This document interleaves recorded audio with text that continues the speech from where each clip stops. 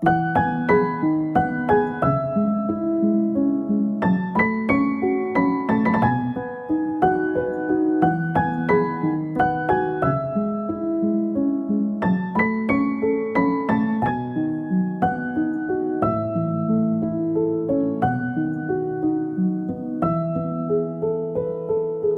je ne vais pas vous faire l'offense, à vous, Jean Devel, de vous parler de la famille Balzan, ce qu'elle représente pour Châteauroux, mais juste vous rappeler que cette famille est originaire de Lagamas dans l'Hérault, et celui qui quitte sa région natale pour tenter sa chance à Paris en 1834 se prénommait Jean-Pierre, que sa famille appelle communément Pierre, et qu'on appellera maintenant Pierre.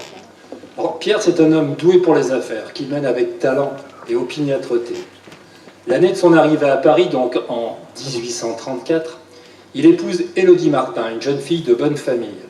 Pierre a de l'ambition et surtout il rêve d'avoir sa propre affaire. C'est ainsi qu'en 1856, l'opportunité lui est donnée par Muret de Bord, propriétaire de la manufacture à Châteauroux. En effet, Muret de Bord décide de vendre son affaire pour se consacrer exclusivement à la politique. Il propose donc l'affaire à Pierre Balzan. Ce dernier hésite, car son épouse Élodie, en bonne parisienne, ne veut pas quitter Paris. Mais quand il apprend que la banque Sellière s'intéresse de très près à l'affaire, ça suffit à le décider. Alors il achète la manufacture. En fait, l'usine ne lui appartiendra dans sa totalité qu'en 1859, car en 1856, Muret de Bord avait 2 associés. Et il faudra attendre 3 ans pour que Pierre Balzan rachète leur part. Le couple Balzan s'installe à Châteauroux en 1860. Alors de cette union avec Élodie naîtra 5 garçons. 3 mourront prématurément et 2 prolongeront la lignée Balzan, Auguste et Charles. Alors Auguste et Charles épouseront le même jour 2 sœurs, Marie et Thérèse Dupuytren. Auguste épousera Marie et Charles épousera Thérèse. La branche aînée, par conséquent celle d'Auguste, donnera Jacques, le pionnier de l'aviation, Étienne, le passionné de chevaux, et Robert qui dirigera l'usine de 1930 à 1944. La branche cadette, donc celle de Charles, donnera Jean, le père de Louis, et Henri. Bien sûr, il y a des filles nées de ces 2 couples, mais ce nous entraînerait trop loin de notre sujet. Sachez qu'elles auront toutes fait de très beaux mariages. Alors Jean Balzan se marie avec une jeune femme de 23 ans, Françoise Ternaux-Compan. Les Ternaux-Compan sont issus de la grande bourgeoisie, dans laquelle on compte des députés, des banquiers, des manufacturiers, des écrivains, des militaires dont Sébastien Foy, général d'Empire, député républicain dont le nom est inscrit sur l'arc de triomphe de l'Étoile à Paris. Le mariage des parents de Louis a lieu le 8 mars 1906 en l'église Saint-Pierre de Chaillot à Paris. Au milieu d'une foule nombreuse et très élégante, nous apprend le Figaro de l'époque. En effet, parmi l'assistance est réunie toute la bonne société parisienne, parmi laquelle se trouvent aussi bien des gens de la grande bourgeoisie, du monde de la politique ou de l'aristocratie, jusqu'au grand-duc Paul de Russie venu exprès pour assister au mariage. Le couple s'installe dans un hôtel particulier au 58 rue de la Boétie à Paris. Rue de la Boétie étant très proche de la rue de la Baume qui est le domicile de la famille Balzan. Alors naîtra le 14 septembre 1907 un premier enfant, un garçon, prénommé Pierre, puis Louis, qui voit le jour le 22 octobre 1911. Louis va grandir dans le confort d'une famille bourgeoise de ce début du XXe siècle. Il fait ses études primaires et secondaires à Paris. Il est bon élève, intelligent, il apprend vite, retient facilement les choses. Et en 1928, à l'âge de 17 ans, il obtient son baccalauréat avec facilité. Sur son caractère, on peut dire que Louis, dès son plus jeune âge, a un caractère bien affirmé et déjà une forte personnalité. Son enfance va être partagée entre Paris, où réside sa mère, ils habitent désormais le 8 bis rue de la Baume, et le parc à Châteauroux où habite son père. En effet, depuis 1915, Jean dirige l'usine. Alors on peut s'interroger sur le fait que France Balzan ne réside pas avec son mari au parc. En fait, il y a des tensions entre la famille Balzan et France, la mère de Louis. Depuis la mort du grand-père Charles, c'est Thérèse Balzan, appelée par tous Maman Thérèse, qui dirige la famille. Elle la dirige d'une main de fer. C'est une femme aux valeurs conservatrices, gardienne de la tradition familiale, qui ne transige pas avec l'étiquette. France, quant à elle, est plutôt une femme libérale, acquise aux idées nouvelles de ce XXe siècle naissant. C'est une sorte de féministe avant l'heure qui revendique pour les femmes une certaine indépendance, le droit de vote ou une certaine émancipation. Et ce qui est aussi reproché à France, c'est de ne pas assister régulièrement à la messe, tandis que maman Thérèse est une fervente catholique. En conséquence de quoi, France n'est pas la bienvenue au parc. Par contre, Louis, son frère Pierre et leur père Jean sont toujours conviés aux fêtes et réunions de famille. Néanmoins, le couple achète une propriété attendue, les Sallerons. Cette demeure est remaniée, modernisée par les architectes d'Auvergne, père et fils, ceux-là même qui ont rénové l'usine à Châteauroux. En bas de la propriété coule une rivière, la Bouzanne. Louis et son frère vont profiter pleinement de cette demeure et surtout de la rivière où ils iront nager, pêcher et faire de la barque. Au Salleron, on peut dire que Louis vivra les plus belles années de sa jeunesse. Lors de ses séjours au Salleron, vraisemblablement durant ses vacances scolaires, Louis se rend régulièrement au parc à Châteauroux. Là, il va être initié à l'équitation. Cette passion du cheval le suivra toute sa vie. Dans la famille Balzan, du moins à cette époque, la pratique de l'équitation est une activité incontournable. Mais l'autre passion qui motivera encore plus Louis est le bobsleigh. Louis s'implique dans ce sport dès 1927, il a 16 ans. Et déjà en 1931, ses performances sportives sont reconnues par la Fédération française de bobsleigh. Mais cette période est aussi l'époque de grands bouleversements dans la vie de Louis. Maman Thérèse, sa grand-mère, décède en 1929. Suite à ce décès, Jean est relevé de ses fonctions au sein de l'usine par le conseil d'administration. Jusque-là, Jean, le fils bien-aimé, avait bénéficié de la protection de maman Thérèse. Cette éviction est-elle due à sa mauvaise gestion ou à son caractère difficile? Sans doute les deux. Son frère, Henri, est pressenti pour le remplacer à la tête de l'usine, mais il refuse, étant sur un autre projet qu'il veut développer, la société Holophane. C'est à son cousin Robert que l'usine sera confiée. Comme un malheur n'arrive jamais seul, le père de Louis, Jean, décède des suites d'une mauvaise chute de cheval.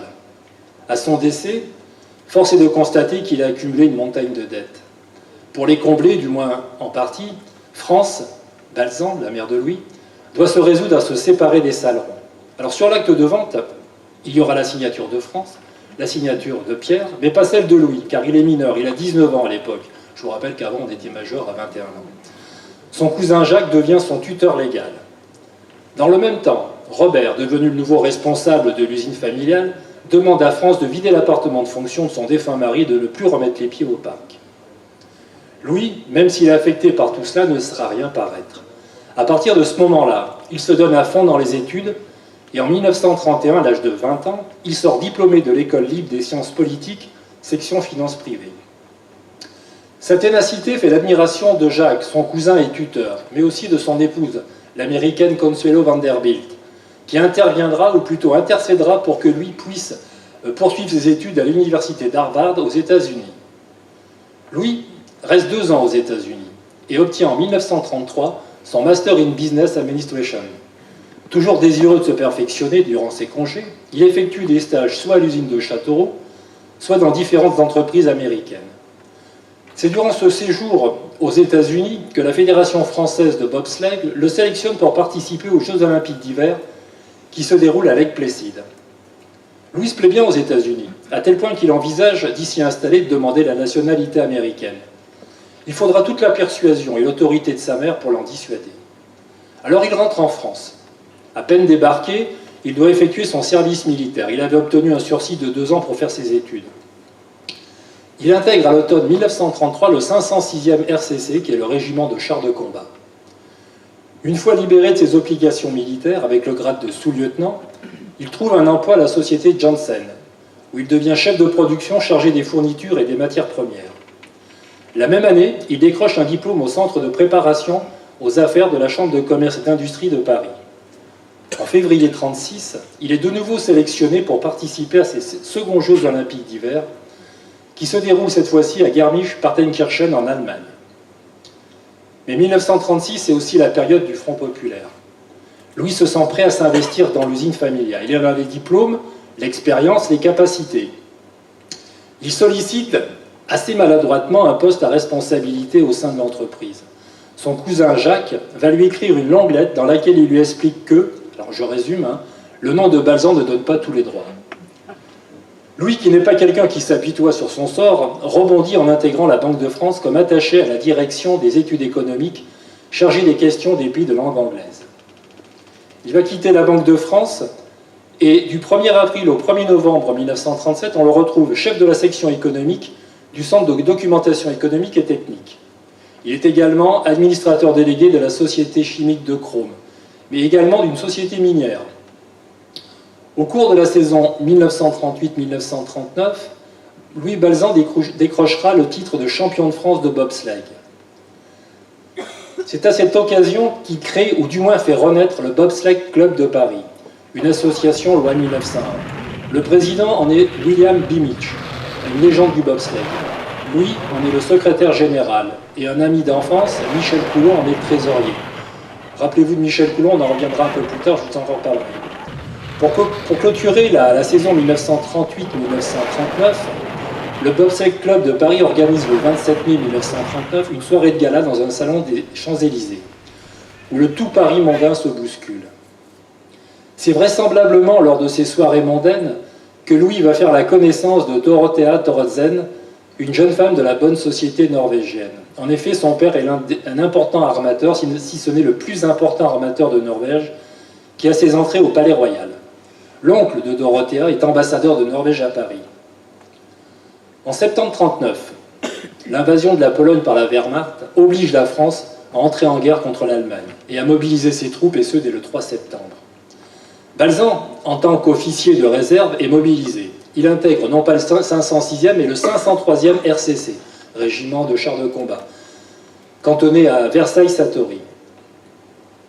Au cours des mois qui vont suivre, et que l'on a appelé la drôle de guerre, où les Français restent cantonnés derrière la ligne Maginot et les Allemands derrière la ligne Siegfried, il ne se passe rien. En tant qu'officier, Louis est nommé instructeur de chars, mais également chargé du sport. En temps de guerre, la mort pouvant arriver à n'importe quel moment, Louis décide de régulariser sa situation et de se marier avec Dorothea. Sa mère et son frère Pierre tentent bien de l'en dissuader, mais cette fois-ci, rien ni personne ne le fera changer d'avis. Il obtient une permission spéciale de son état-major et le couple se marie civilement le 9 octobre 1939 à Paris. Peu de temps après, Louis est muté dans un autre régiment, la 3e DLI, c'est la division légère d'infanterie. Cette division a pour but de se préparer à combattre en Norvège et de renforcer les forces françaises déjà présentes. Est-ce le fait de parler couramment l'anglais ou d'être marié à une Norvégienne qui lui vaut cette mutation? On peut que le supposer. Au sein de la 3e DLI, Louis va intégrer le 2e bureau, c'est-à-dire un service chargé de l'analyse du renseignement. Mais le 10 mai 1940, attaque éclair de l'Allemagne, une offensive qui surprend tout le monde. On s'y attend tellement peu que le 10 mai, un tiers de l'effectif de la 3e DLI est en permission. Louis est chargé par ses supérieurs de retrouver les permissionnaires et de les ramener le plus rapidement possible au front. Bien sûr, il n'est plus question de partir en Norvège. La 3e DLI va se porter aux avant-postes afin d'affronter l'armée allemande. Mais l'Allemagne accentue sa poussée. Malgré des combats acharnés, la 3e DLI doit reculer devant l'ennemi. À l'armistice, elle se trouve quelque part en Limousin. Louis, démobilisé, va rentrer à Paris, reprendre le cours de sa vie, et avec malgré tout un sentiment d'amertume. Il a du mal à comprendre le cessez-le-feu, mais un bon officier, il obéit. Quelques semaines plus tard, à Paris, il retrouve son ami d'enfance, Michel Coulon, je vous ai parlé tout à l'heure, qui était trésorier du club de bobsleigh. Michel Coulon lui confie avoir combattu, lui, en Norvège, avec son régiment de chasseurs alpins, et dès l'armistice, il s'est réfugié en Angleterre, où immédiatement il a proposé ses services au MI6, les services secrets anglais. Alors ce volontariat est une aubaine pour les Anglais, car depuis Dunkerque, plus aucun Anglais n'est censé se trouver sur le sol français, et par conséquent, plus aucun renseignement ne leur parvient. Après une formation accélérée de 3 semaines, où on inculte à Michel Coulon le b.a.-ba du renseignement, il est débarqué le 3 août de nuit sur les côtes bretonnes par un petit bateau de pêche, et il rejoint Paris en train. Charge à lui de former son réseau de renseignement. Alors il va immédiatement contacter les personnes en qui il a confiance et dont il connaît les sentiments patriotiques. C'est ainsi que Louis Balzan est recruté dans un réseau qui ne s'appelle pas encore Cartwright. Il ne s'appellera Cartwright qu'en 1945, en mémoire de Michel Coulon qui est mort en déportation. Et je ne sais toujours pas comment s'appelle le réseau à cette époque-là, je n'ai pas retrouvé de traces. Michel Coulon va recruter en priori ses officiers, bien sûr Louis Balzan, mais aussi Georges Douic, un industriel, Albert Guérin, également industriel, Pierre Léglise, ingénieur, Paul Lobstein, un autre ingénieur, et Paul Bonamy, un assureur. Alors, tous ces gens ont la particularité d'avoir une profession qui leur permet de se déplacer en France sans attirer l'attention des Allemands. Ils devront recruter des hommes et des femmes qui viendront élargir la structure du réseau. Parmi les recrues, on peut citer la princesse Jacqueline de Broglie, qui sert occasionnellement de secrétaire au réseau. Le comte et la comtesse Dampierre. De Broglie et les Dampierre sont des connaissances rencontrées lors des dîners ou soirées parisiennes. Coulon recrute même sa sœur Monique et son beau-frère Roger Cornille, jusqu'à son kiné, Raoul Pernoud. Un kiné, c'est un peu comme un coiffeur, on se livre facilement. Ce qui est important de savoir, c'est que ce réseau n'est pas un groupe paramilitaire, contrairement au FTP. Les FTP, les francs-tireurs partisans, qui eux n'hésitaient pas à faire une action armée et à tirer sur les Allemands. Leur mission, c'est faire du renseignement. En priorité, le réseau Cartwright doit repérer et localiser les aérodromes d'où décolle l'aviation allemande qui bombarde Londres. Repérer les mouvements importants de troupes. Et parfois, ils seront amenés à exfiltrer des aviateurs anglais vers la zone libre, ce qui n'était pas dans leur mission initiale. Les renseignements récoltés sont acheminés à Londres en transitant par Vichy ou Marseille, voire par l'Espagne. Fin 1940, le réseau va s'étoffer considérablement car Londres demande à Michel Coulon de fusionner avec un autre groupe ayant la même mission. C'est le groupe Ivernel. Robert Ivernel est natif de la région champenoise où sa famille possède des vignes. C'est un pilote et il dépend du SRR de Vichy. Alors le SR, c'est le service de renseignement. Alors on me dirait pourquoi Vichy, ça peut paraître bizarre qu'on parle de Vichy en tant que résistant, mais il faut savoir que de 1940 à 1942, le service de contre-espionnage de l'armée, des armées, était pro-pétiniste bien sûr, mais anti-allemand et pro-anglais. Il pensait naïvement que Pétain jouait un double jeu et reprendrait le combat dans les années à venir, ce qui n'a pas été le cas. Concernant les renseignements recueillis par le réseau Cartwright et envoyés à Londres, je n'ai malheureusement pas pu retrouver d'archives. Lors de mes recherches à Londres, à Kew, qui est l'équivalent de nos archives nationales, ou à l'Imperial War Museum, il m'a été répondu à chaque fois qu'un dossier doit bien exister et qu'il doit se trouver quelque part au fond d'un carton et que pour l'instant, on ne l'a pas localisé. Par contre, ce que l'on sait, c'est que l'effectif total du réseau Cartwright a été estimé après-guerre à 250 personnes, hommes et femmes confondus. Alors, je vous ai parlé juste avant de missions d'exfiltration d'anglais. Je vais vous raconter une aventure arrivée à Louis Balzan, en marge du réseau Cartwright, et qui se passe au tout début de l'année 1941. Louis est invité par la princesse de Broglie à déjeuner au restaurant Le Berkeley's, restaurant proche du rond-point des Champs-Élysées. Sont présents le comte Pierre d'Harcourt, un intime de la princesse, et un homme présenté à Louis comme un résident américain. En 1941, je vous rappelle que les USA sont considérés comme un pays neutre. Le repas se passe bien et arrive au café. Balzan, pour alimenter la conversation, raconte qu'il doit se rendre prochainement en zone libre, retrouver son épouse qui est souffrante. C'est à ce moment précis que choisit la princesse de Broglie pour lui révéler qu'en fait, le quatrième convive n'est pas un Américain, mais un officier anglais, resté coincé depuis plusieurs mois en Fleur avec 7 de ses hommes. En effet, ils n'avaient pas pu embarquer à Dunkerque et se sont retrouvés isolés. Ils ont été cachés durant tout ce temps par la résistance locale. D'Harcourt, avisé par son oncle Poniatowski, est allé les chercher et les a ramenés à Paris, où ils sont cachés à différents endroits de la capitale. L'urgence est de les évacuer en zone libre en leur faisant traverser la ligne de démarcation. Alors d'Harcourt est un résistant qui ne fait pas partie du réseau Cartwright, mais d'un réseau dépendant de Vichy. C'est lui qui a sollicité l'aide de Jacqueline de Broglie. Coulon, qui a dû être mis dans la confidence, a vraisemblablement soufflé à la princesse d'inviter Balzan, car il possède un Ausweis. Alors pas sûr que ni la princesse de Broglie, ni Louis Balzan ne savaient qu'ils appartenaient au même réseau, les règles de cloisonnement étant ce qu'elles sont. Balzan est un peu surpris par cette demande, et il marque un temps d'arrêt, car cette décision pourrait être lourde de conséquences en cas d'arrestation. Elle pourrait mettre en danger tout le réseau. Mais Balzan accepte, et les préparatifs de l'exfiltration se font à son domicile, au 8 bis rue de la Baume. Une stratégie est mise en place, et il est décidé que 2 soldats anglais seront accompagnés par 2 Français. C'est ainsi que Louis Balzan fait équipe avec Pierre de Franqueville, un cousin de d'Harcourt. Tous deux assurant la protection des soldats Turner et Osborne.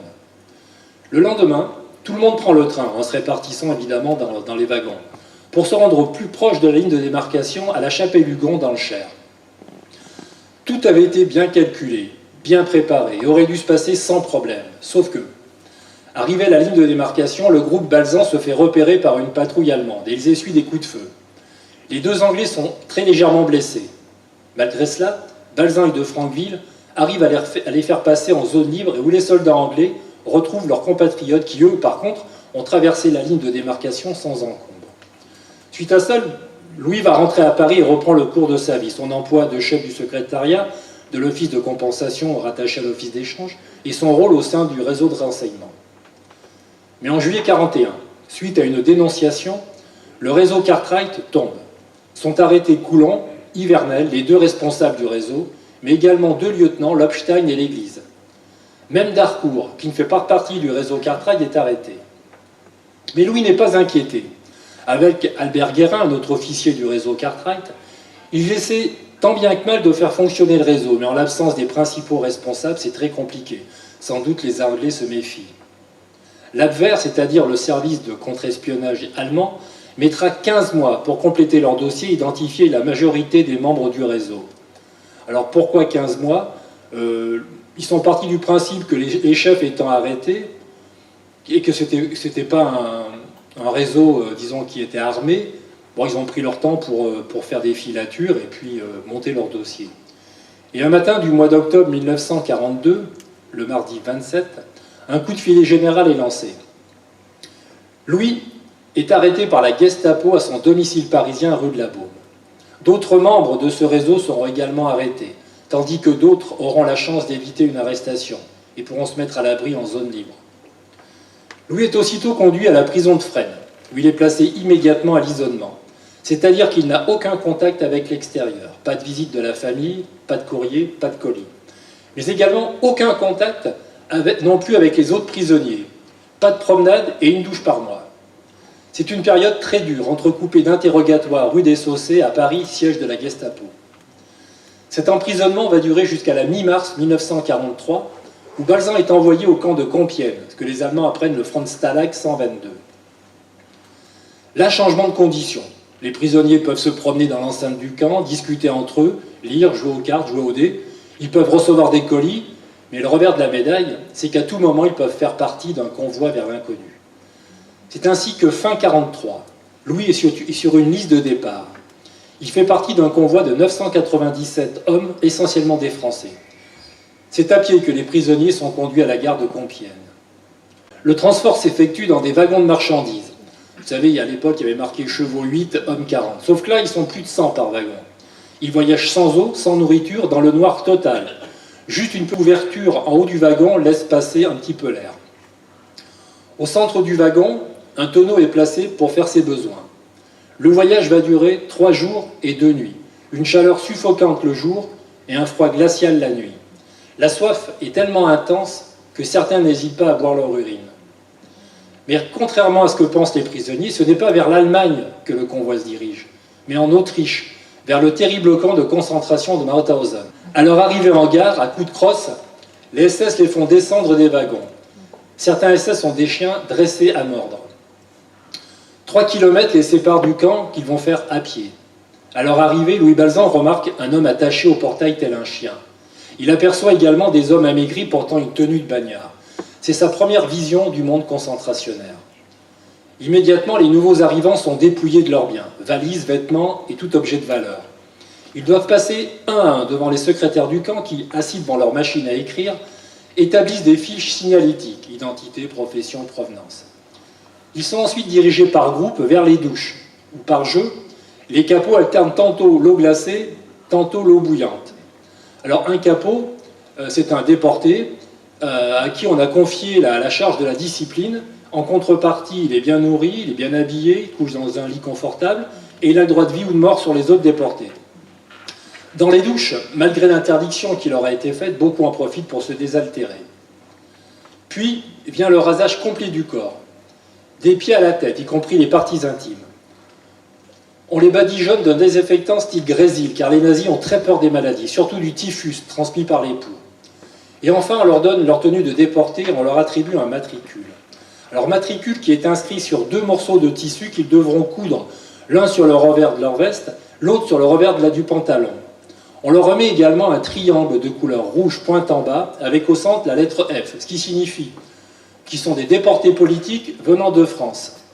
Dans les camps, pour qu'on puisse repérer facilement les déportés, on les repère au niveau du triangle. Il y a les triangles noirs, c'est les asociaux, souvent les capots.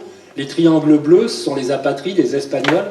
Et les verts, les droits communs, les voyous, avec la lettre du pays à l'intérieur. Par manque de tenue, Louis se retrouve un temps affublé d'une tenue de l'armée soviétique. À partir de ce moment-là, Louis n'existe plus. Il devient le matricule 27 763. Tous les hommes de ce convoi sont dirigés vers ce que les nazis appellent la quarantaine. Là, ils retrouvent d'autres Français arrivés de Compiègne 4 jours avant eux. En tout, c'est environ 1900 Français qui sont regroupés dans divers baraquements de la quarantaine. Alors la quarantaine est un endroit isolé du camp, où durant plusieurs semaines, les déportés vont apprendre sous les coups les règles du camp. Alors rapidement, en quoi consistent ces règles? En premier lieu, obéir sans discuter. Apprendre à se rassembler rapidement sur la place d'appel, en colonne par 5 et au garde à vous, de jour comme de nuit. Les capots les matraquent à tour de bras. Répondre à l'appel de son matricule, en allemand. Donc pour Louis Balzan, c'est assez simple, il parle l'allemand. Mais pour d'autres, c'est assez compliqué. Il faut le comprendre, le dire et puis répondre à son matricule. Le couchage en sardine. Les capots arrivent à faire tenir plus de 300-400 personnes dans une pièce où il en rentre que 100. Il y a une photo dans le fond, vous verrez, vous pourrez voir là, le couchage en sardine. C'est-à-dire que les gens couchent tête bêche comme des sardines et vous couchez avec les pieds du copain dans le nez. La distribution de nourriture qui est un rituel. Il faut savoir se tenir avec ne pas dire que la nourriture est insuffisante, sinon vous prenez un coup de louche. Le sport imposé. Le sport, c'est ce qu'on a connu quand on était jeune à l'école communale, vous savez, ce qu'on appelle la gymnastique. Et les capots leur font faire des sauts de grenouilles, ils leur font marcher en canard et leur font faire des mouvements. Et aussi comment se comporter vis-à-vis d'un SS. Alors quand un SS s'adresse à un déporté, il faut que le déporté se mette à 5 mètres, car ils ont toujours peur des maladies. Ils avaient déjà inventé les gestes barrières avant l'heure. Et il faut se mettre à 5 mètres, se décoiffer, passer son calot dans la main gauche, rester au garde à vous et répondre aux questions qui sont posées. Il y a toujours des traducteurs qui sont là. Et surtout, ne pas regarder le SS dans les yeux, car le SS est un être supérieur qui considère les autres comme des êtres inférieurs. Si on a le malheur de croiser le regard du SS, c'est une correction assurée.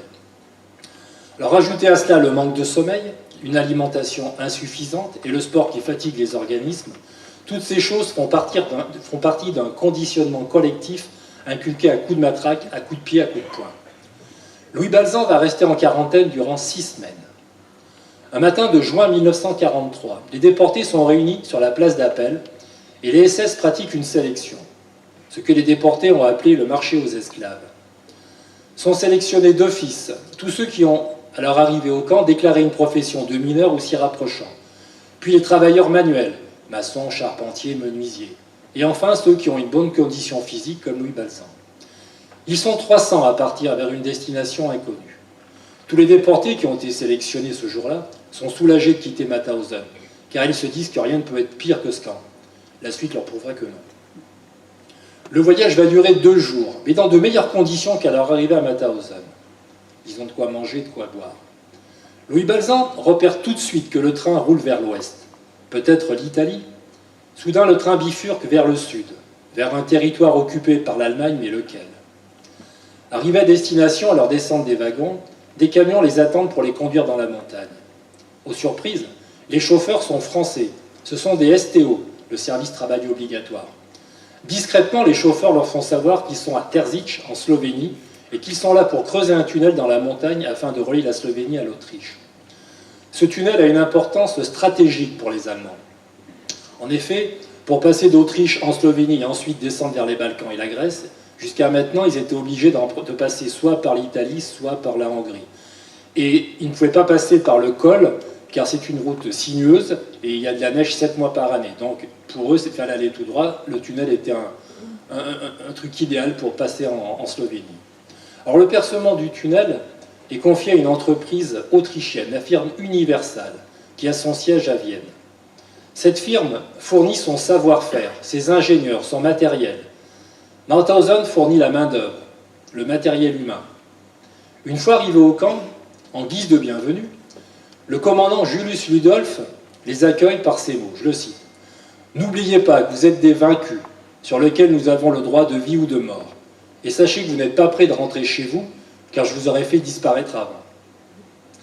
Louis, qui parle allemand, va être nommé Schreiber d'un bloc, c'est-à-dire secrétaire d'un baraquement. Au camp de concentration du Leutbolpass, car tel est son nom, il va retrouver deux compatriotes de l'Indre, Jean Audoux et Désiré Picard. Picard est cordonnier de métier, et Louis profite de sa position de secrétaire de Schreiber pour le faire transférer à l'atelier de cordonnerie du camp. Malgré son poste de Schreiber, Balzan participe comme les autres aux travaux de déblaiement et de terrassement du futur chantier, qui se trouve à 1 kilomètre du camp. Il leur faut couper des dizaines et des dizaines de sapins, porter les troncs sur leurs épaules, arracher les souches et aplanir le terrain. Mais fin octobre, Balzan commet une erreur, une faute, ce qui lui vaut de perdre son poste de secrétaire et de se retrouver puni à la Strafkompanie, c'est-à-dire la compagnie disciplinaire. Il est donc corvéable 7 jours sur 7, contrairement aux autres déportés qui ne travaillent pas le dimanche. À ce régime, Balzan dépérit peu à peu. La faim le tenaille, constamment. Et un jour, n'y tenant plus, il se dirige discrètement vers les cuisines pour demander aux copains cuistots de quoi manger. C'est à ce moment précis qu'un SS rassemble la compagnie disciplinaire pour une quelconque corvée. Après comptage et recomptage, il manque un homme. Et le SS se rend compte que c'est Balzan, car il le voit sortir en courant de la cuisine. Immédiatement, Balzan est roué de coups, et le SS lui annonce que le lendemain, il mourra au chantier. Le soir venu, Balzan doit coudre un rond rouge sur sa veste, le désignant ainsi au SS de garde au chantier. Le lendemain matin, ce sont 4 hommes, avec des ronds rouges cousus sur leur veste, qui montent au tunnel. Il y a un Polonais, un Tchèque, un Russe et un Français, Louis Balzan. Tout d'abord, c'est le Polonais qui est désigné. Le capot lui arrache sa casquette et la lance en dehors du périmètre à ne pas dépasser. En effet, sur le chantier, il n'y a pas de clôture, contrairement au camp. Les limites à ne pas dépasser sont des points imaginaires compris entre une cabane, un arbre, un rocher ou un atelier, que les déportés ont vite assimilés. Le Polonais comprend tout de suite où va en venir le capot. Il s'agenouille, pleure et supplie le capot de l'épargner. Rien n'y fait. Sous les coups, il doit aller récupérer sa casquette, et les SS la battent froidement. Tentative d'évasion sera le motif invoqué. Puis c'est au tour du Tchèque, même scénario. Il est envoyé chercher une planche en dehors des limites du camp. Les SS lui tirent dessus, mais le manquent. Le Tchèque revient rapidement dans le périmètre autorisé. Sous les coups, le capot l'oblige à repasser la ligne. Alors, perdu pour perdu, il tente de rejoindre la montagne. Les SS doivent tirer 15 coups de fusil pour arriver à l'abattre. Arrive la pause du déjeuner. Sursis. Balzan et le Russe sont ramenés au réfectoire et sont mis à l'écart des autres, tels des pestiférés. Balzan se recueille, prie, sachant que dans quelques minutes, il va être lui aussi abattu pour tentative d'évasion. Mais coup de théâtre. Les capots retirent les ronds rouges des vestes de Louis et du Russe et les renvoient travailler avec les autres. Balzan n'apprendra que bien plus tard les raisons de ce retournement de situation. Dans le camp est employé des civils, et notamment des femmes, slovènes ou croates.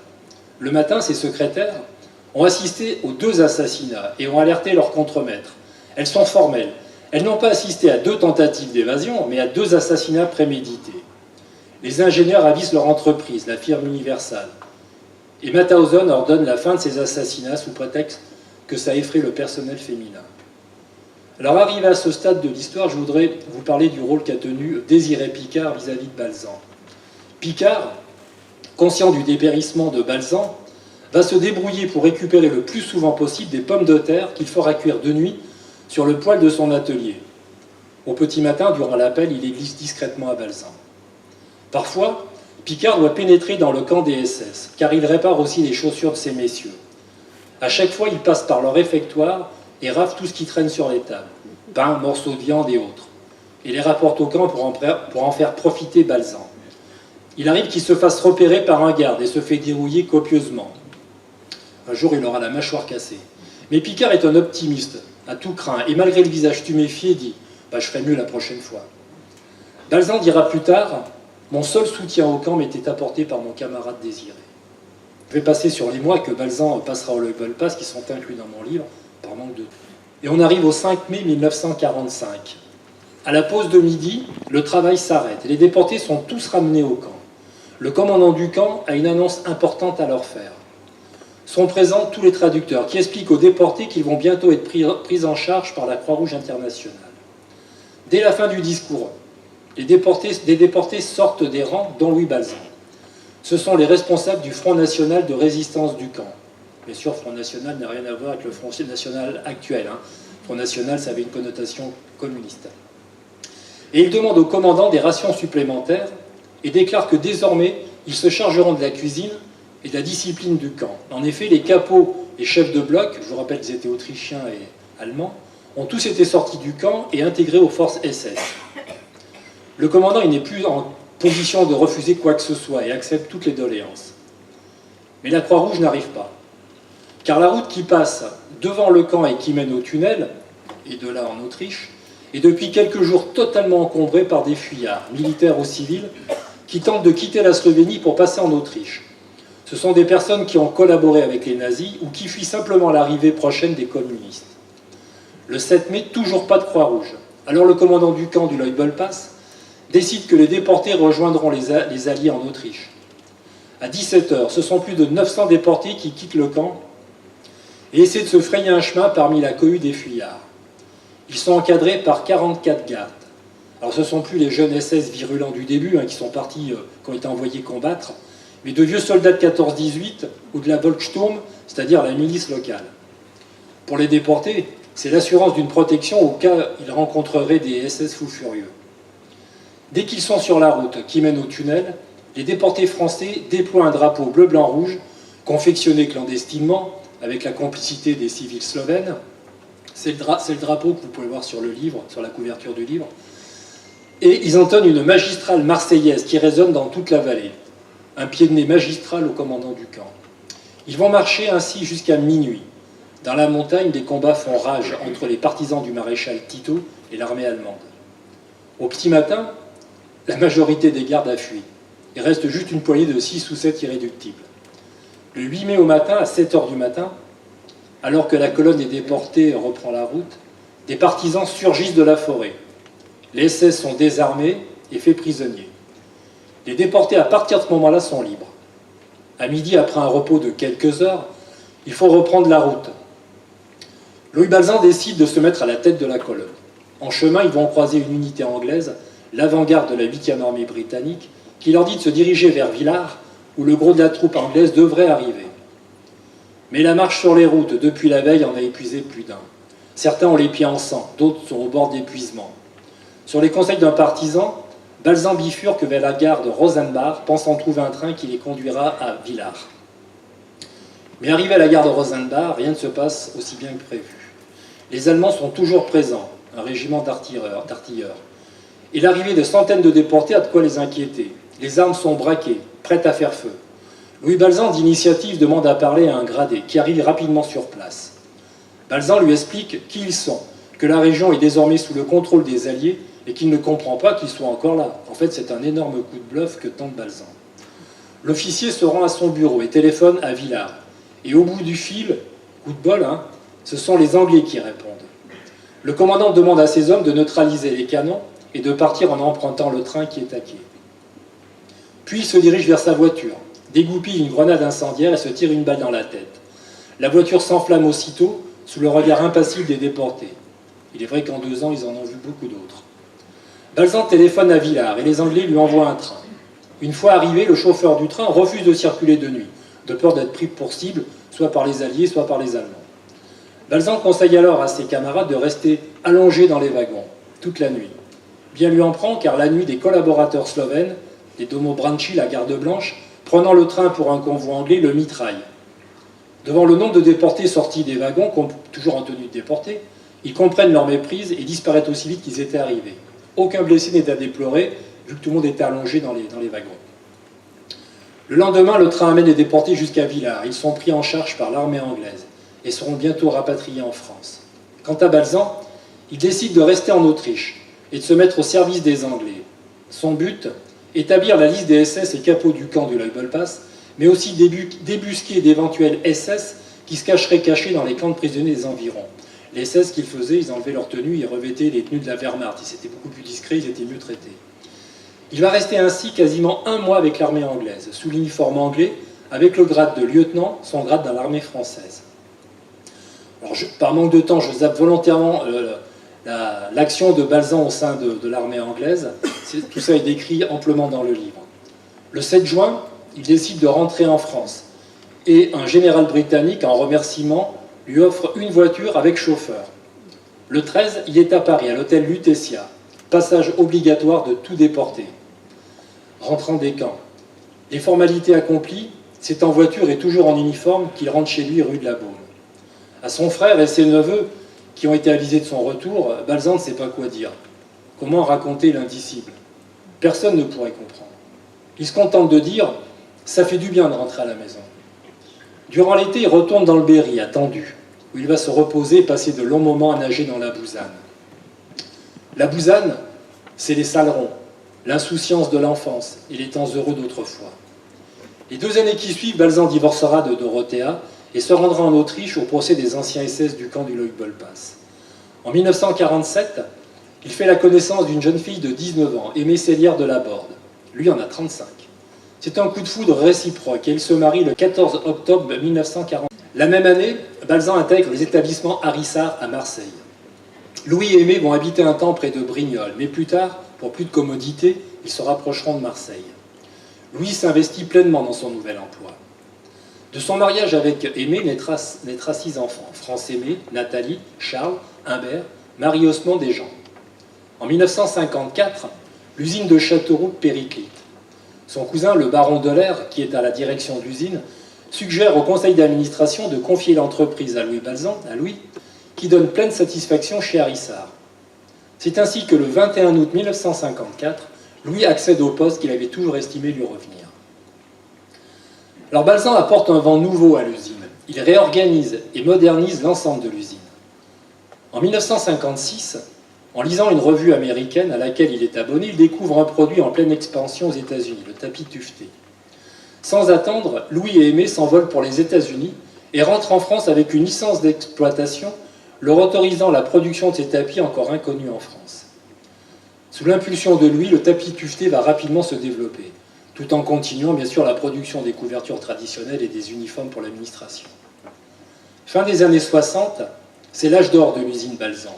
L'usine connaît un développement qu'elle n'a pas connu depuis des décennies. 650 personnes travaillent à plein temps. Il sort par jour 300 uniformes pour les différentes administrations. Par an, 100 000 costumes sont vendus dans les magasins de l'usine. Le secteur moquette, quant à lui, produit annuellement 1 million de mètres carrés. Au début des années 1970, la création d'une 2e usine devient quasiment nécessaire.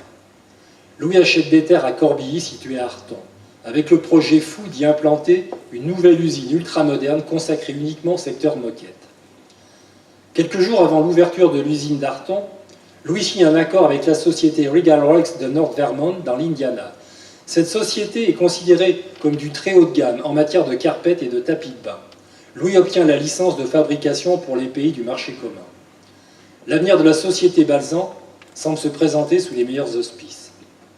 L'inauguration de la nouvelle usine a lieu le 22 juin 1974.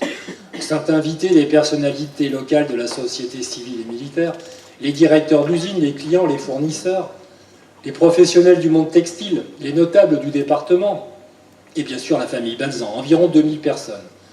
Louis a vu les choses en grand. Un barnum est installé où des victuailles sont à la disposition des invités, un groupe folklorique animera la journée, et Louis privatise un train entier, le Capitole, pour amener ses invités parisiens jusqu'à Châteauroux.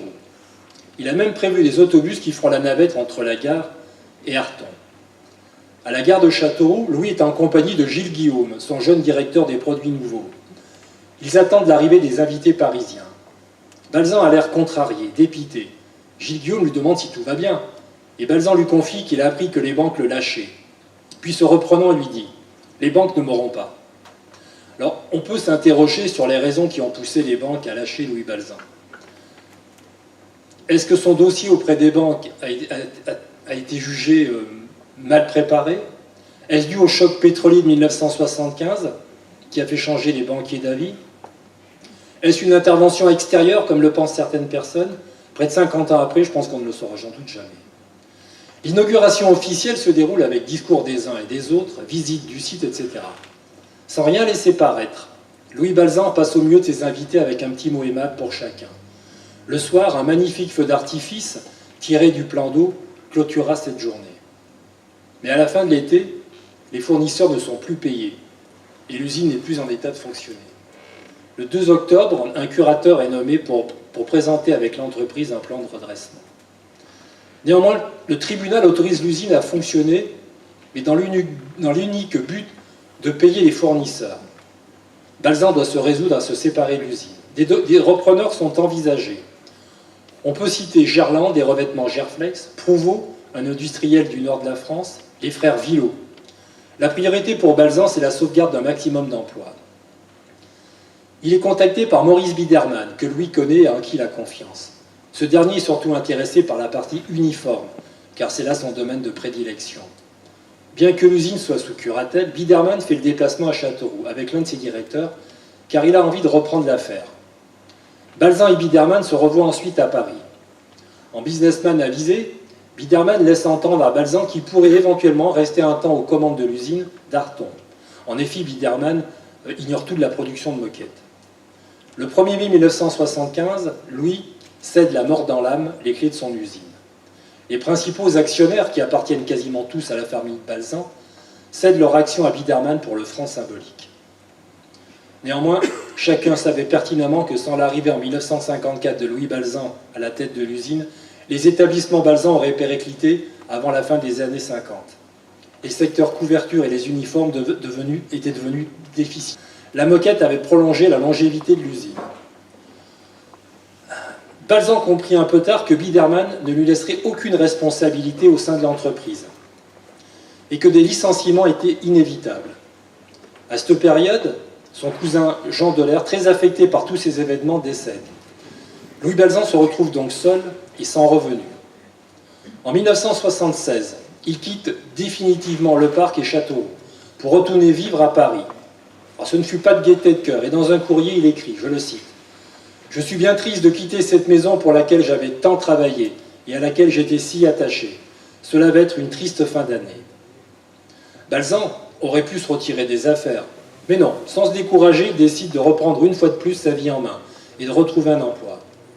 Il répond à une petite annonce d'une marque irlandaise de textile, la société Donagadi, mais il essuie un refus. Est-il trop âgé? Il a 65 ans à l'époque. Sans se décourager, Louis renvoie une lettre de motivation de 3 pages. Et la puissance de ces mots suffit à le faire embaucher. Il deviendra représentant de cette marque. Louis, à bord de sa BMW, parcourt les routes. Son expérience et sa ténacité permettent en quelques mois de doubler le chiffre d'affaires de la société irlandaise. La vie semble de nouveau lui sourire, mais un funeste jour de 1980, alors qu'il se rend avec sa famille à Antibes pour assister au mariage de son fils Humbert avec Caroline Pigozzi, Louis Balsan est pris d'un malaise. Première alerte. Rentré à Paris, les médecins de l'hôpital de la Pitié-Salpêtrière qu'il consulte ne purent jamais identifier la nature exacte de sa pathologie. Ils supposèrent que les coups reçus sur la nuque durant sa déportation avaient pu altérer son système neurologique. Cependant, ses souffrances s'amplifiaient. Sa motricité se détériore petit à petit.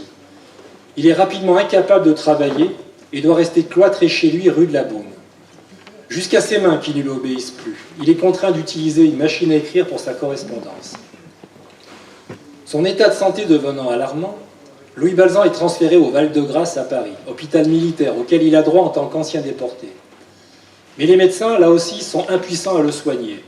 Et son état de santé se dégrade de jour en jour. Il doit être placé dans un établissement spécialisé, les Magnolias, à Ballainvilliers. Louis, qui a une vie animée, passe désormais une partie de ses journées assis dans un fauteuil. Son état empire très rapidement. Et Louis meurt le samedi 22 mai 1982 à l'âge de 71 ans. Ses obsèques ont lieu le mardi suivant à Paris, en l'église Saint-Philippe-du-Roule. Et il est inhumé au cimetière Montmartre, dans le caveau familial. Le jeudi suivant, une messe est donnée en sa mémoire par le chanoine Schotzeg en Notre-Dame de Châteauroux. S'y recueillent, pour un dernier adieu, la famille, une foule d'amis et d'anonymes, ainsi que de nombreux responsables socio-économiques du département. Le chanoine Schotzeg terminera son éloge funèbre par ces mots. Notre-Dame restera un peu comme un ex-voto Balsan, dont le nom restera gravé dans le bronze des cloches. Mesdames, Messieurs, je vous remercie de votre attention.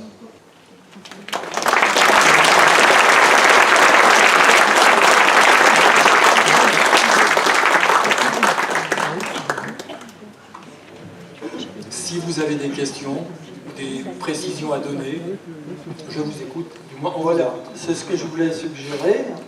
Alors, questions, commentaires. Qui veut commencer? C'est toujours le moment délicat, la première question. Voilà, monsieur. Je voudrais d'abord... Il a été dit, hein, sous réserve, que pour financer ces campagnes, il avait demandé de sa part, quoi. Est-ce qu'il avait des parts d'abord dans... Sûrement, la famille Balzan avait des parts dans l'usine. Hein. Ils n'avaient pas que l'usine, mais enfin, ils avaient sûrement des parts. Peut-être que François en avait aussi, ça, je ne pourrais pas vous dire. Donc, par effet, ça va fragiliser... Non, parce qu'il avait un métier, et puis sûrement qu'il devait se faire sponsoriser quand il partait à l'étranger. Hein. Je sais qu'il donnait des conférences, hein, si je me rappelle ce que m'a dit Antoine. Voilà. Et quand Balzan reprend l'usine, François est à la tête, c'est lui qui remplace son père en 1944. Et il prend la tête vie, mais ça ne lui plaît pas plus que ça. Il fait ça parce qu'il faut bien que quelqu'un s'en occupe. Et quand Balzan reprend la tête en 1954, là, il peut il peut faire les expéditions dont il a envie pleinement sans avoir à s'usiner. Donc la famille Balzan n'a pas financé ces... Je pense pas, hein, je pense pas. Hein. Enfin, à ma connaissance, non, je m'avance peut-être beaucoup. Oui, si je peux me permettre de compléter la réponse de Christian. Alors, je ne connais pas tous les détails, mais en fait, il y a deux périodes. Il y a une période où François Balzan travaille pour l'usine et va, au début, quand il a embauché, acheter de la laine dans différents pays, particulièrement en Amérique latine. D'où, après, son goût des voyages, et il se dit, finalement, ce qui m'amuse dans la vie, c'est plus de voyager que de travailler pour l'usine. Donc à un moment, il quitte l'usine, et là commencent ses explorations, la rédaction de livres, etc. Et c'est une période complètement différente où il n'a plus de lien avec l'usine, donc l'usine ne finance rien. Voilà, c'est pour bien distinguer les deux périodes. J'espère que ça répond à votre question. Voilà.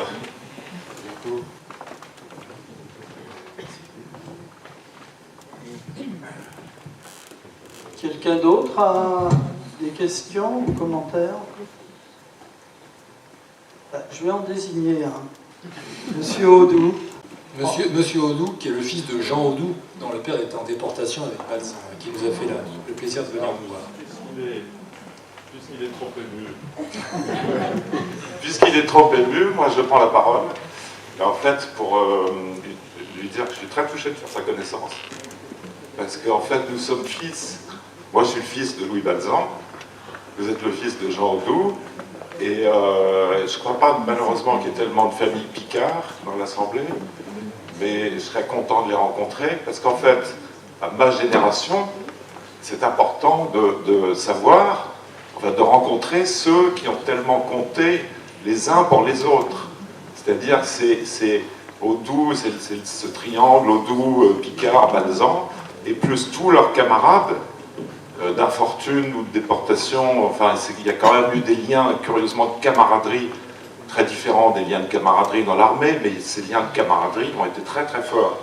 Et après, ça a créé des amitiés pour la vie. Donc, c'est une très belle histoire qui a continué après ces années noires.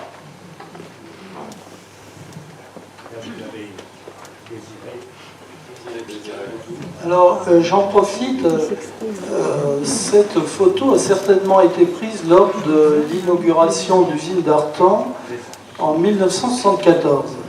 Le problème, c'est que je n'arrive pas à identifier exactement le lieu, parce que les grilles qui figurent ici n'existaient pas sur le site d'Artan.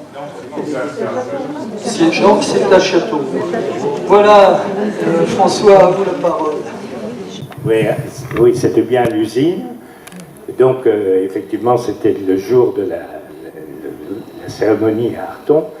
Et donc, à droite, vous avez M. Louis Balzan, Désiré Picard, mon père, Jean Audoux, Marcel Lemoine, ancien député maire de Déol, et le baron de l'Air, à gauche. Et Perronnet, ouais. Et Perronnet, oui.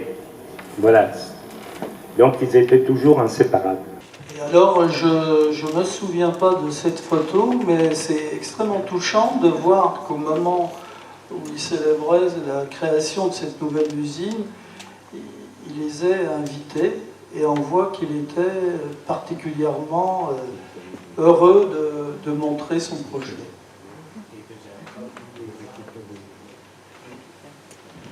Tous les ans, pour le 8 mai, ils se retrouvaient, Louis, Désiré, mon père, et ils faisaient un repas ensemble, soit à la Châtre, au Pringé, à beaucoup d'endroits, mais tous les ans, ils se réunissaient, et c'était jusqu'à la mort. Anis, où es-tu? J'ai peut-être une petite question. Ah. Il se cache.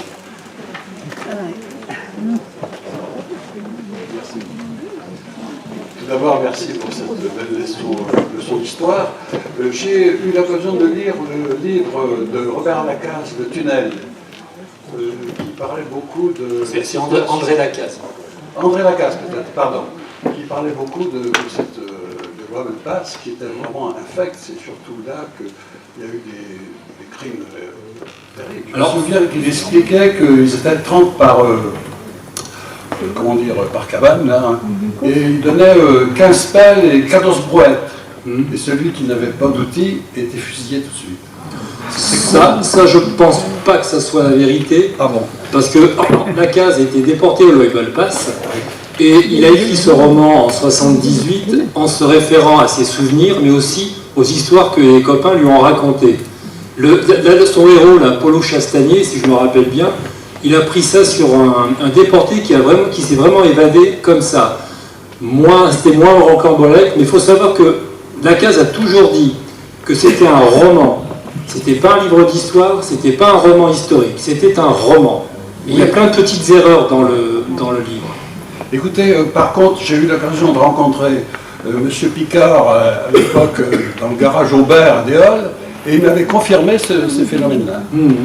Non, mais il a un petit peu exagéré. Bon, c'est un roman, mais ça a été un gros succès commercial, traduit dans plusieurs langues. Merci. Je m'appelle Anis Clément et j'ai réalisé un premier film, Monsieur Louis Balzan. C'était mon deuxième film que j'ai fait avec la société Nanco Multimédia. Et c'est en réalisant ce film et grâce à Louis Balzan que je suis entrée en déportation. Enfin, c'est une façon de parler, bien sûr. Au cours de ce film, j'ai eu le témoignage de M. Audou et d'autres personnes qui m'ont parlé justement de Louis Balzan, grand résistant et déporté. Déporté dans ce camp mystérieux pour moi du Loibel-Pass. Où était-ce le Loibel-Pass? J'ignorais absolument qu'il y avait un camp en Slovénie. Et j'ai voulu en savoir plus sur ce camp. Et j'ai évidemment consulté Internet, comme tout le monde.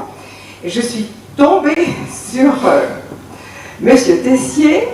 Et la première chose que je lui ai demandé, où est-ce que c'est ce camp, qu'est-ce qui s'y passait, etc. Et est-ce qu'il y a encore est-ce qu'il est possible encore d'avoir des témoignages de déportés? Et à cette époque, il y a près de 15 ans, je crois, on a fait ce film. C'est loin, c'est bon. Ça doit être assez loin. Il y avait encore des déportés vivants. Et eh bien, je me suis lancée. J'ai acheté une caméra parce que je connaissais absolument rien au cinéma à cette époque. J'ai acheté une caméra et je me suis rendue toute seule, dans un premier temps, au Loibel-Pass, sur les traces de Louis Balzan. Et j'ai fait un deuxième film, donc, qui s'appelle Un tunnel pour le Reich. Et après ce tunnel pour le Reich, eh bien, comme je disais, je suis entrée en déportation, c'est-à-dire que j'ai voulu en savoir plus. J'ai voulu comprendre ce qu'était le nazisme, enfin, essayer de comprendre ce qu'était le nazisme. Et j'ai poursuivi et j'ai fait 8 films sur la déportation. Donc, quand Christian intitule son livre « Un meneur d'hommes », ben, je peux dire que moi aussi, il m'a emmené sur des chemins. J'ignorais absolument qu'un jour je travaillerais sur la déportation, parce que j'ai dans ma famille aucun résistant, aucun déporté. Je ne pensais pas que j'allais y consacrer presque 10 ans de ma vie et j'y travaille encore. Donc, merci Louis Balzan Merci, qui m'a fait découvrir un monde épouvantable, un monde horrible, un monde de mort, mais qui m'a passionné, qui me passionne encore.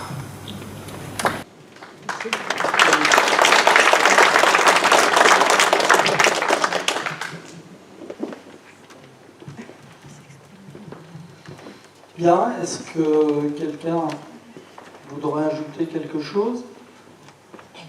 Oui, si tu permets, je vais rajouter juste une petite précision concernant le livre. À la fin du livre, soyez pas, pour ceux qui l'achèteront bien sûr, soyez pas étonnés de trouver quelques pages sur le réseau Cartwright. Quand j'avais terminé la rédaction du livre, Charles Balzan m'avait dit « Mais moi, ça fait des années que je voudrais savoir pourquoi mon père a été dénoncé, par qui, comment. » Donc c'était en 2020, pendant le confinement, donc là j'avais acheté des tas de bouquins, et dès qu'on a pu de nouveau se promener, je suis allé à Londres, je suis allé un peu partout pour chercher. J'ai fait une enquête. Je pense je sais maintenant qui a dénoncé, pourquoi le réseau a été dénoncé, et comment ça s'est passé. Il y a des zones d'ombre qui n'ont pas été éclairées parce qu'il y a des choses un petit peu bizarres qui demanderaient d'être approfondies, mais bon, je voulais pas faire un livre sur la Cartwright.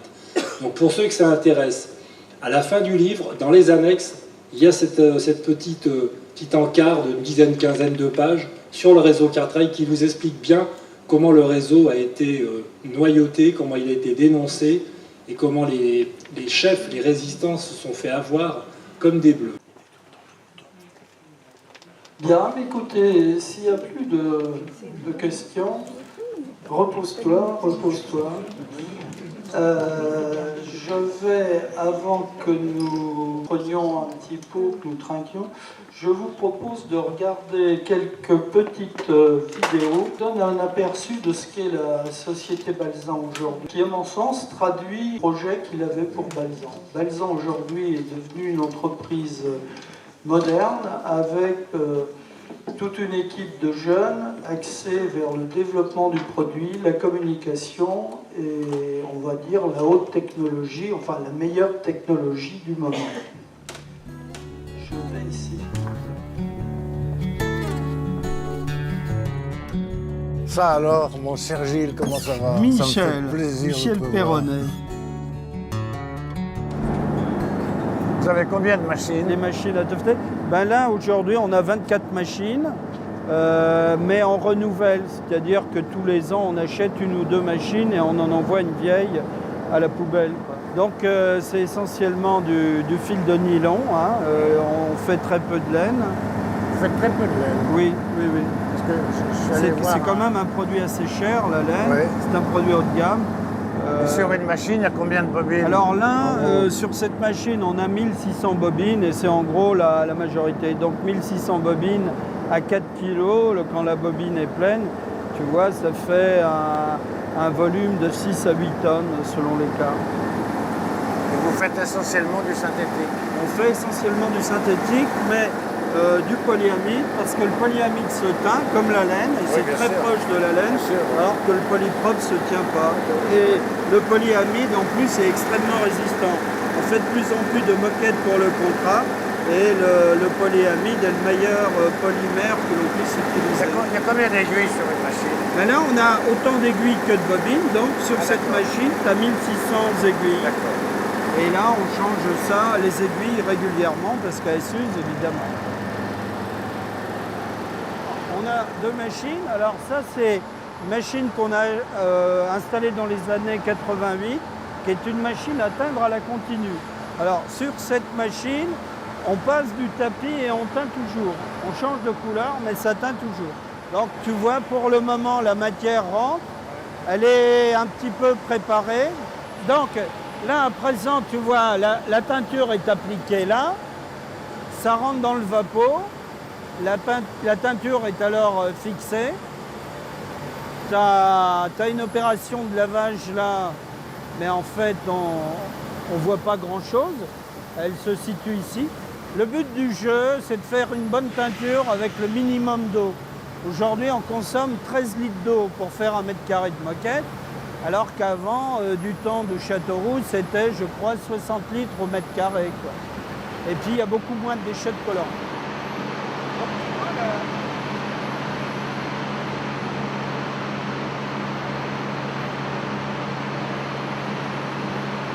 Donc voilà, on est à la sortie de la teinture Et donc le produit est fini, là, il va passer au latexeur.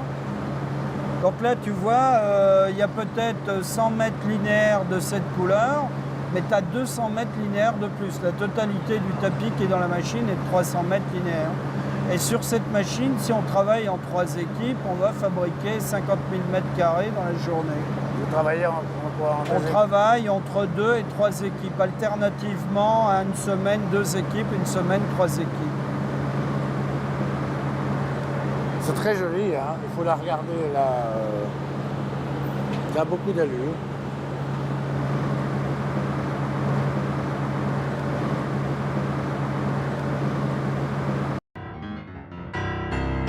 Nous disions, mais est-ce que c'est pas de la folie d'aller de l'autre côté de la forêt de Châteauroux, d'acheter un terrain vierge et de construire une usine? Eh bien, c'était le côté visionnaire de Louis, au même titre que quand il s'est lancé dans le Toft, c'était visionnaire. Malheureusement, courant 1974, au moment où il y a eu l'inauguration de l'usine, très rapidement, après, j'ai compris que l'entreprise allait connaître des difficultés. La notion de gestion financière lui était quand même un petit peu étrangère. Les choses se sont effondrées très rapidement, ça a été horrible. Je veux dire, pour moi, ça a été un choc épouvantable. C'est du reste pour ça que j'ai démissionné, parce que je ne pouvais pas imaginer de rester dans cette entreprise avec quelqu'un d'autre qu'avec Louis Baljean. Voilà.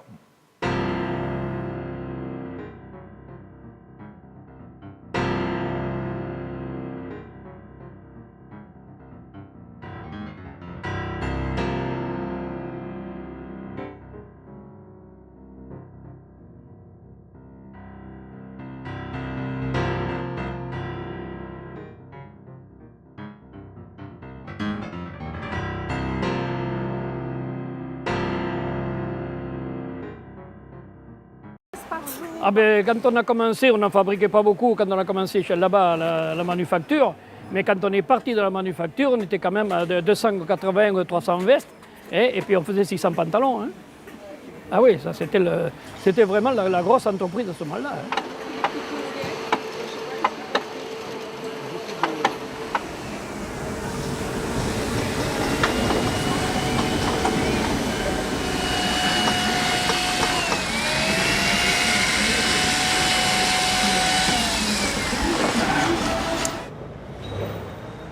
Donc les gens s'arrêtent obligatoirement ici. Et là, on procède à l'étiquetage. Le nom du client, les références, pour faire acheminer le rouleau à sa destination. Et en même temps, on procède à un contrôle.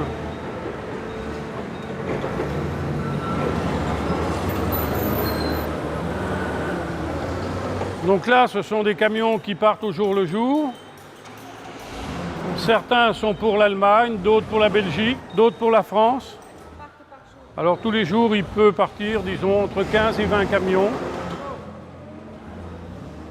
Voilà, bien écoutez, on vous remercie au nom de l'atelier d'histoire d'être tous là et on va si plus personne n'a de commentaires à faire, on va se diriger, prendre un petit verre et pouvoir partager ensemble ce moment.